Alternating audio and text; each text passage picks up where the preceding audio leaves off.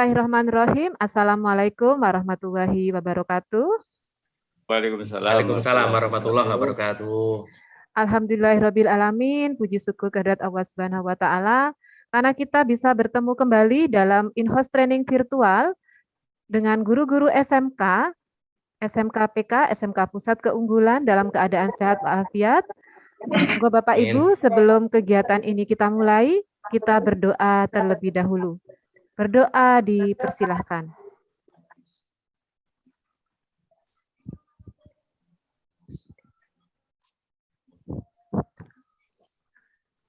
Baik, terima kasih Bapak Ibu. Masih semangat nggih?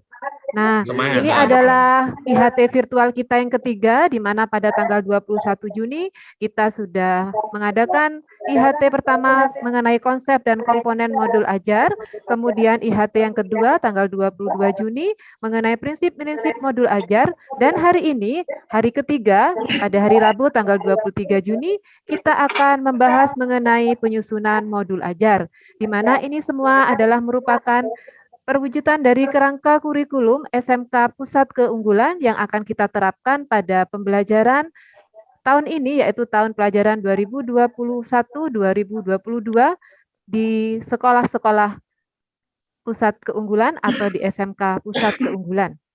Hari ini tetap dengan narasumber Bapak Catur Mahendra, pengawas SMK dari Kabupaten Pamekasan. Monggo Bapak Catur untuk waktunya kita persilahkan.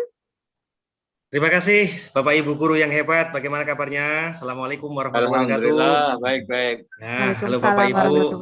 Ketemu lagi dengan channel pengawas Bapak Ibu semuanya, Catur Mahendra, yang selalu bergerak melalui membawa dampak dan selalu berseri untuk membawa Bapak Ibu menuju prestasi.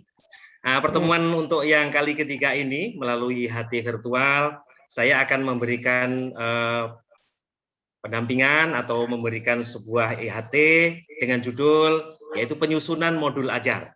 Nah, untuk lebih jelasnya langsung saja saya akan memberikan materinya yang nanti bisa panjenengan lihat di layar masing-masing yang menyediakan bahan pembahasan pada hari ini. Kelihatan Bapak Ibu? Oke, siap Bapak. Nah, alhamdulillah ini.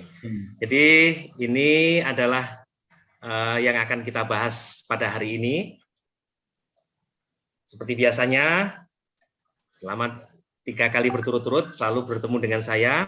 Langsung saja materinya, Bapak Ibu, pada pertemuan pertama dan kedua itu kita sudah membahas tentang konsep, komponen, dan prinsip penyusunan modul ajar. Nah, sekarang bagaimana setelah prinsipnya kita pahami, konsep kita pahami, kemudian prinsip-prinsipnya sudah kita pahami, maka sekarang komponen-komponen yang kita pahami pada pertemuan sebelumnya kita terapkan untuk menyusun modul yang kita gunakan dalam proses pembelajaran nanti.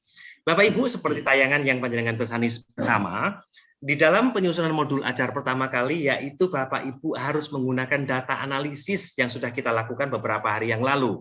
Baik analisis guru, peserta didik, dan lingkungan satuan pendidikan. Jadi tidak usah saya bahas lagi, karena ini sudah kita kerjakan pada pertemuan virtual yang lalu.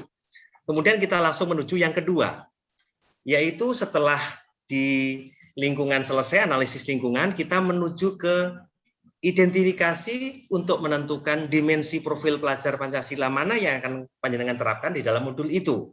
Bisa salah satunya atau keseluruhannya.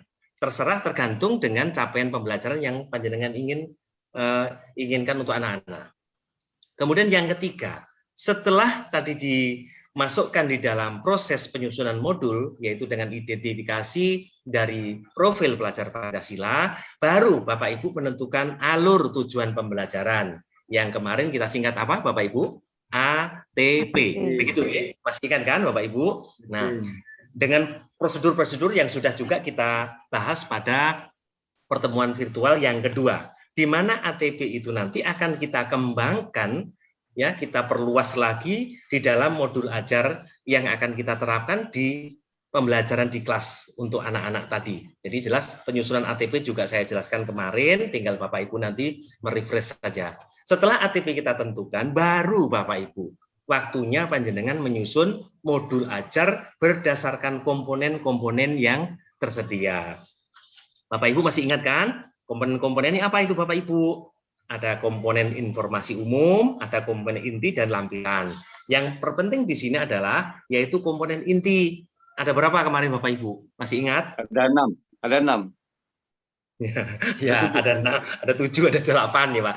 8 ditambah reviewnya Pak, begitu. Tidak apa-apa, nanti kita lihat lagi Pak ya, kita list lagi kan, G. Jadi yang jelas Bapak, setelah ATP kita tentukan sesuai dengan proses kemajuan belajar anak, kemudian baru kita menyusun bahan ajar mana yang cocok untuk anak tersebut. Nah, setelah itu baru kita terapkan dalam proses pelaksanaan pembelajaran. Apakah modul ini cocok, bisa dikembangkan, atau perlu diperbaiki lagi. Disinilah Bapak Ibu letaknya, panjenengan akan merefleksi nanti. Nah, setelah proses pembelajaran sesuai dengan jam yang panjenengan tentukan di ATP-nya, di terakhir, yang terakhir kemarin kan pada saat ATP ditentukan, apa yang terakhir Bapak? Penentuan jam tatap muka, kan begitu nggih? Nah, sekarang baru setelah itu dilaksanakan, panjenengan evaluasi dan tindak lanjut. Inti dari evaluasi tindak lanjut ini ada 2, Bapak. Yang pertama untuk perbaikan, dan yang kedua untuk pengembangan. Mana yang diperbaiki? Apakah di awal pembelajarannya, di prosesnya, atau di evaluasinya nanti? Jadi ini sebagai kontrol Bapak Ibu pada saat menetapkan proses pembelajaran menggunakan modul yang panjenengan susun. Itu Bapak Ibu, saya kira urut-urutan prosedur dari 1 sampai 6 tadi yang nanti akan panjenengan berikan tugas, kerjakan tugas di rumah dan akan kita kirim sesuai dengan kesepakatan kita di dalam kontrak belajar, yaitu dikirim melalui LMS yang sudah saya serahkan dan saya berikan kepada para Bapak Ibu semuanya yang hebat pada hari ini. Begitu ya Bapak Ibu, sementara keterangan dari saya, nanti kalau ada hal-hal yang kurang paham atau kurang dimengerti, silahkan langsung ditanyakan pada pertemuan virtual yang ketiga hari ini. Terima kasih. Assalamualaikum warahmatullahi wabarakatuh. Waalaikumsalam warahmatullahi wabarakatuh. Luar biasa Bapak Catur Mahendra yang sudah memberikan penjelasan mengenai bagaimana kita sebagai guru SMK PK akan menyusun modul ajar sebagai perwujudan dari kerangka kurikulum SMK Pusat Keunggulan yang akan kita laksanakan nanti di bulan Juli mendatang. Baik Bapak Ibu, mungkin ada beberapa pertanyaan yang akan diajukan kepada Bapak Mahendra berkaitan dengan penyusunan modul ajar dengan Bapak Catur Mahendra. Monggo ini yang sudah ada raise hand, yang sudah raise hand Bapak Ahmad Sudarto. 2 pertanyaan aja ya Bapak dari Bapak. Tampilan belum saya lepas, biar nanti Bapak Ibu lebih jelas untuk memahami. Monggo Bapak Ibu. Oke, monggo. Bapak Ahmad Sudarto, silakan. Terima kasih. Assalamualaikum warahmatullahi wabarakatuh. Waalaikumsalam. Warahmatullahi. Bapak Hendra yang kami hormati, terima kasih. Kita sudah mengikuti hari ketiga materi-materi bagus yang kita harus mulai kita laksanakan. Dan pada hari ini kita mendapatkan materi bagaimana persiapan modul yang akan kita susun bersama. Untuk itu mohon penjelasan lagi kaitan modul ajar yang akan kita susun nantinya, urutan dan rangkaiannya dengan CP itu bagaimana Bapak? Iya. Begitu Bapak? Baik, terima kasih Pak Ahmad Sudarto. Monggo. Mungkin satu lagi saja. Satu lagi saja Pak, satu lagi. Monggo mungkin dari Bapak Ibu yang lain. Saya Pak. Oke. Siapa? Pak Rusianto, di unmute dulu Pak. Belum di unmute. Oke, monggo ya. Bapak Rusianto. Terima kasih untuk Bapak Ibu Catur. Ibu Catur, mohon maaf, Pak Catur. Nyantai saja Pak, nyantai saja. Ya. Jadi ada beberapa yang perlu mungkin saya masih bingung dalam pembuatan penyusunan modul ajar, terutama kaitan dengan capaian pembelajaran dan alur tujuan pembelajaran. Ini seperti apa kedudukannya? Apakah yang kita endingnya ke capaian pembelajaran atau alur tujuan pembelajarannya dulu yang harus kita lakukan? Itu terima kasih. Baik, terima kasih Bapak Rusianto. Monggo Pak Catur bisa langsung, ini ada 2 pertanyaan mengenai hubungan CP dan juga alur dari tujuan pembelajaran. Monggo. sebelum saya jawab mungkin ada dari peserta yang bisa untuk menjawab mungkin sebelum saya berikan jawaban sehingga nanti terhadap share ini akan terjalin begitu. Silakan mungkin ada. Oke, Apakah monggo, ada Bapak. hubungan CP dengan modul belajar ini? Monggo, Bapak Ibu tidak ada. mungkin. Baik, udah kalau tidak ada saya jawab. Bapak Ibu, Oke.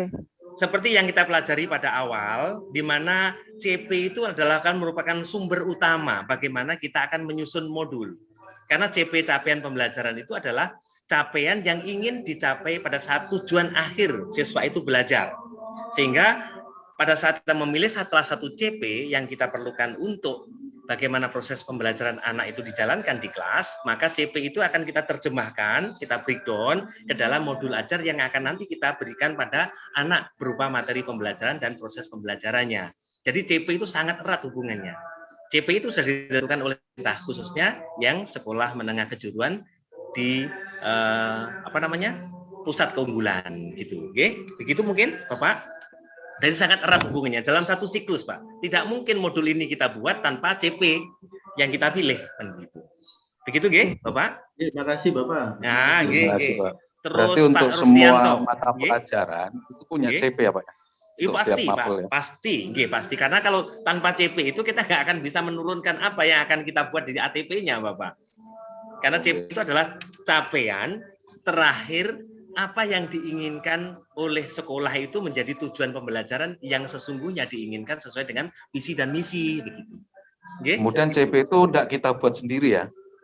Sudah ditentukan, Pak. CP-nya sudah ditentukan. Cuma dari satu CP yang kita breakdown menjadi modul itu yang kita kembangkan, Bapak. Sesuai dengan apa tadi, Pak, kuncinya? Seperti pertanyaan pemantik saya tadi, Profil pelajar Pancasila. Iya, betul itu tadi. Nggih, itu. Monggo Pak Rus sekarang. Ini Mungkin paling ada aktif ini ya. Pak Ruslan, mungkin ada satu lagi pertanyaan, monggo. Cukup nggih, mungkin. Terima kasih Bapak Jatur. Nah, untuk membuat modul ajar tentu kan membutuhkan beberapa komponen, Pak, terutama komponen inti.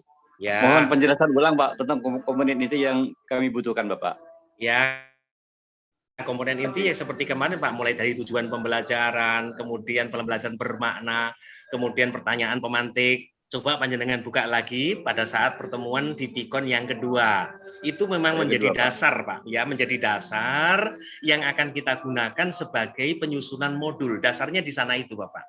Oke, ada 8 kalau nggak salah, sampai refleksi dan seterusnya. Oke, itu nanti akan kita bahas lagi pada review karena itu sudah kita bicarakan pada video conference yang kedua dan begitu, nggih. Panjenengan bisa lagi untuk membuka nanti videonya. Ngaten nggih?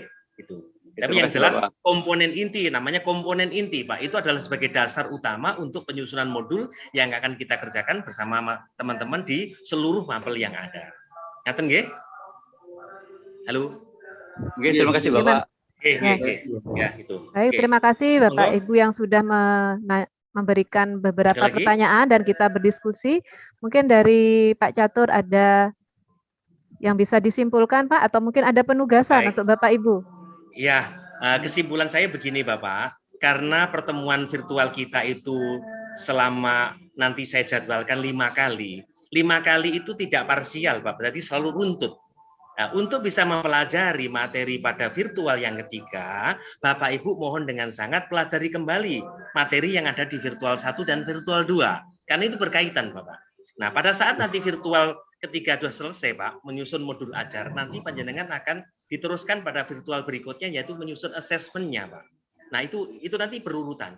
Nah, supaya panjenengan nanti paham, karena kita tidak bertatap muka langsung, Pak, secara virtual, maka mohon dengan sangat panjenengan pelajari modul yang sebelumnya dulu. Sehingga kita kaitkan dengan yang modul sekarang, itu menjadi suatu keterkaitan yang sangat erat. Mulai dari konsep, komponen, prinsip, modul ajar itu suatu komponen yang satu siklus. Ngaten nggih, Pak nggih? Gitu. Dan saya yakin Bapak Ibu ini karena hebat, karena saya punya pantun untuk panjenengan. Oke, siapa? Berburu ke hutan belantara. Berburu ke hutan belantara, turun ke jurang membawa beras dan sandal. Wahai Bapak Ibu guru SMKPK, pasti orang-orang yang cerdas dan profesional. Luar biasa Pak Catur. Begitu saya kira, saya kembalikan lagi ke host. Terima kasih Pak Catur dan Bapak Ibu guru yang hebat. seperti tadi pantunnya Pak Catur bahwa kita semua adalah guru-guru SMK PK yang hebat dan luar biasa. Baik Bapak Ibu, untuk kegiatan virtual IHT virtual kita kali ini akan kita akhiri dengan pembahasan tadi mengenai penyusunan modul ajar di mana Jangan lupa merupakan Bu, ingatkan Bu Host, mohon maaf, Nggih, ingatkan nggih, nggih. tugasnya ya membuat modul ajar sesuai dengan bidang keahlian yang Nggih, diajar. siap, nggih. Pilih satu CP saja Nah, nggih. Memilih tugasnya satu itu CP tadi mawon. Bapak Ibu. Jadi Nggih, tugasnya adalah membuat modul ajar sesuai dengan mata pelajaran. Pilih satu CP, nggih Pak. Satu CP saja dulu.